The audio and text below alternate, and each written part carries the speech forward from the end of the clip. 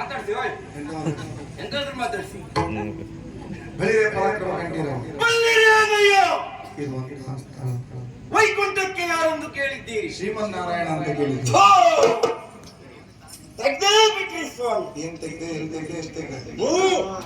ಅವನನ್ನು ದೊಡ್ಡ ಜನ ಮಾಡಿದ್ದೇ ನಿಮ್ಮಂತವ್ರು. ಯಾಕೆ? ಸತ್ಯ ಹೇಳುವುದ? ಏನು? ಈ ವೈಕುಂಠದಲ್ಲಿ ಆ ಕುಂಠನಾರಾಯಣ ಎಂತದ್ದು ಅಲ್ಲ. ಯಾರು?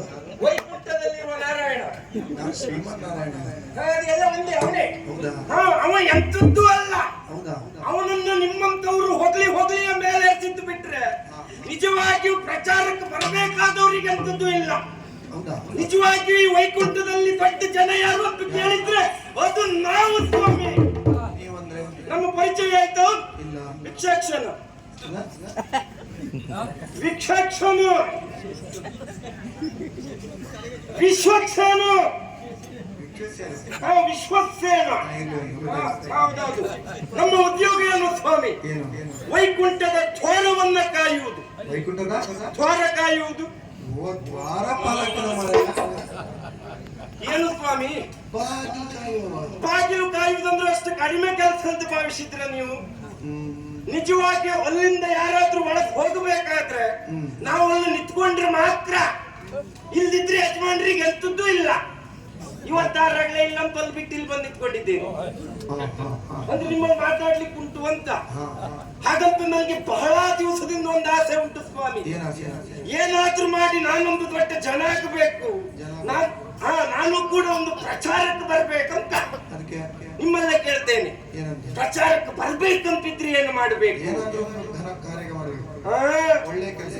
ಒಳ್ಳೆ ಕೆಲಸ ಅಲ್ಲ, ಯಾರಿಗಾದ್ರೂ ಹೋಗಿ ತಾಗಬೇಕು. ತಾಗುದಂದ್ರೆ ತಾಗುದೇ ಮೈಮೇಲೆ ಬೀಳ್ಬೇಕು. ಯಾರಿಗಾದ್ರೂ ಹೋಗಿ ತಾಗ್ತಾ ಆಗ ಪ್ರಚಾರಕ್ಕೆ ಬೀಳ್ತದೆ. ಅದೇ ನನ್ನ ಸಮಸ್ಯೆ. ಯಾರಿಗೆ ಹೋಗಿ ತಾಗುದು ಅನ್ನೋದೇ ಗೊತ್ತಾಗುದಿಲ್ಲ ಸ್ವಾಮಿ. ಯಾರಿಗೆ ತಾಗುದು? ಭೂಲೋಕದ ನರರಿಗೆ ತಾಗಲೇ ನಮ್ಮ ಎದುರೆಲ್ಲ ಅವರೆಲ್ಲ ಹುಲುಮಾನವರು ಇವತ್ತು ಹುಟ್ಟಿ ನಾಳೆ ಸಾಯುವವರು.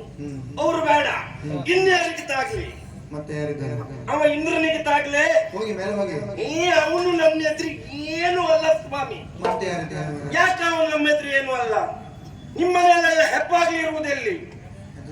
ನಿಮ್ಮನೆಯಲ್ಲಿ ಹೆಪ್ಪಾಗ್ಲಿ ಇರುವುದೆಲ್ಲಿ ಹೇಳಿ? ಮನೆ ಎದುರುಗಡೆ. ಆ ಸ್ವರ್ಗದಲ್ಲಿ ಹಾಗಲ್ಲ. ಹೆಪ್ಪಾಗ್ಲಿ ಇರುವುದೇ ಅವನ ಸ್ವರ್ಗದ ಮನೆಯ ಹಿಂದುಗಡೆ.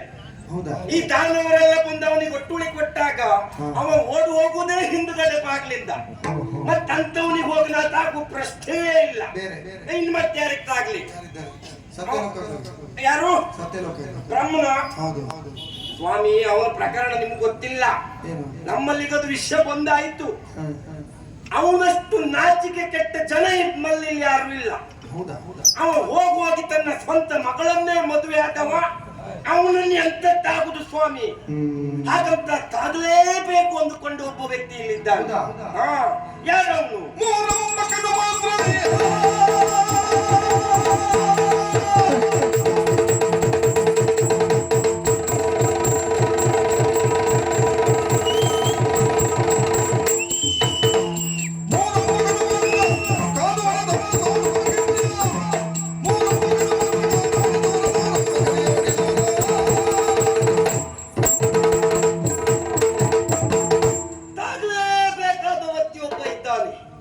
ಅವನೇ ಕೈಸಾಲವಾಸಿ.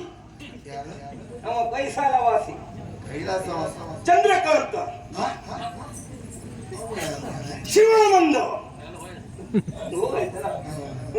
ತಾಗಿದ್ರೆ ಅವನಿಗೆ ಅವ ಪರಮೇಶ್ವರ ಈಶ್ವರ. ತಾಗಿದ್ರೆ ಅವನಿಗೆ ಹೋಗಿ ತಾಗಬೇಕೆನ್ನುವ ಮಹಾದಾಸೆಯನ್ನು ಇಟ್ಟುಕೊಂಡವ. ಯಾರೋ ಹೇಳ್ತಾ ಇದ್ದಾರೆ ಅವ ಈ ಕಡೆಗೆ ಬರ್ತಾ ಇದ್ದಾನಂತ.